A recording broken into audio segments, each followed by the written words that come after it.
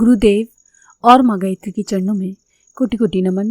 आप सभी को प्रणाम। गायत्री साधना से 9 निधियों की प्राप्ति होती है। शास्त्रों में कहा गया है, मन को वश में रखने वाले उस गायत्री के उपासक को पवित्रता, शांति और विवेक ये आत्मिक लाभ प्राप्त होते हैं। साथ ही कार्यों में साहस और कार्यनिष्ठा, पर्याप्त धन समृद्धि, सब ओर से सहयोग और स्वास्थ्य, ये सांसारिक लाभ उसे गायत्री साधक को प्राप्त होते हैं। साधारण शारीरिक बल से संपन्न व्यक्ति अपने बाहुबल से बड़े बड़े कठिन कार्य कर डालता है और आश्चर्यजनक सफलताएं प्राप्त कर लेता है। फिर आत्म बल संपन्न व्यक्ति के बारे में तो कहना ही क्या।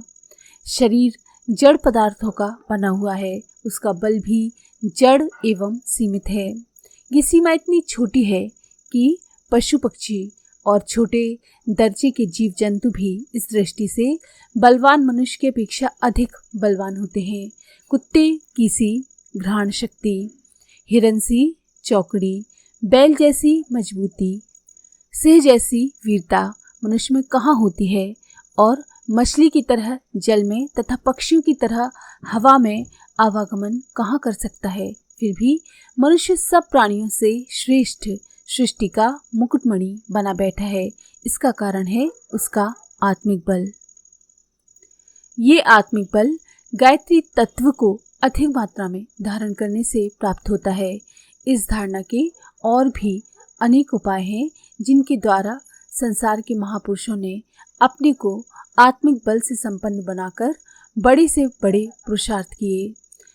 उन अनेक उपायों में से एक सर्व सुलभ उपाय अध्यात्म विद्या के पारंगत आचार्यों ने ढूंढ निकाला है। उस उपाय का नाम है गायत्री साधना। इस साधना से आत्मा में सात्विक चैतन्यता की मात्रा बढ़ती जाती है। फलस्वरूप जीवन की सभी दिशाओं में उसका प्रगति परिचय मिलने लगता है।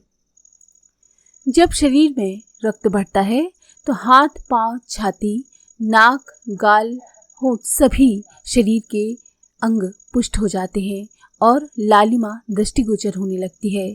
जब कमरे में प्रकाश जलता है तो सभी खिड़कियों में से उसकी रोशनी बाहर निकलती है।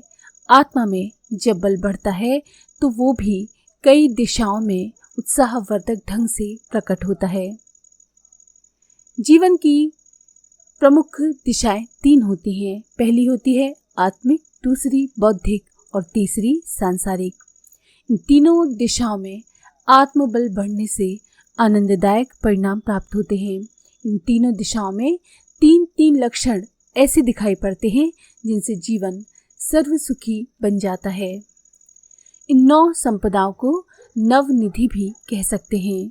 सिद्धियां देवताओं को प्राप्त होती हैं, रिद्धियां असुरों को मिलती हैं और निधियां मनु की संतान मानव प्राणियों को प्राप्त होती हैं।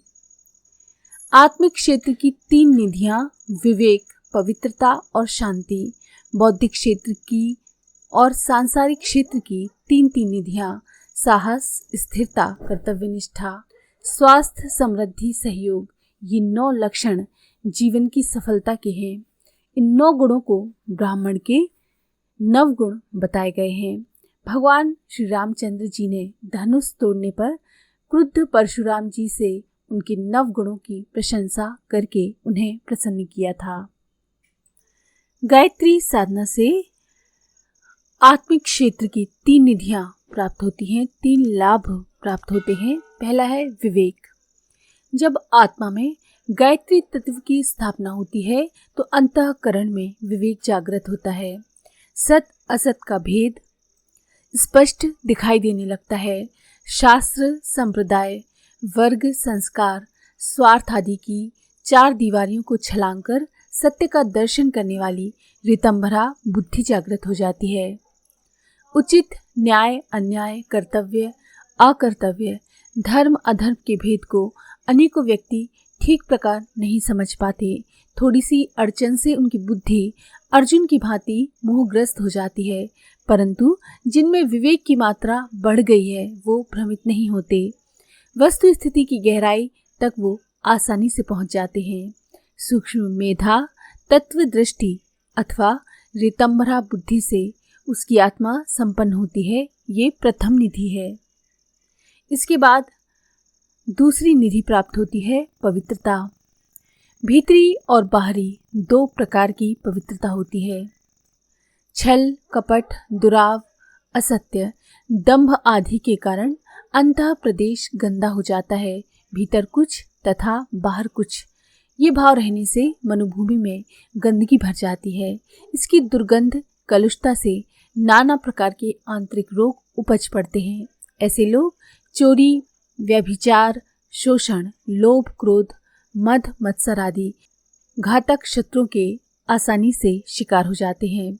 गायत्री तत्व की वृद्धि के कारण वो आंतरिक अपवित्रता नष्ट होती है और स्वभाव बालकों की तरह सरल, कोमल, स्वच्छ, निष्कपट बनता है।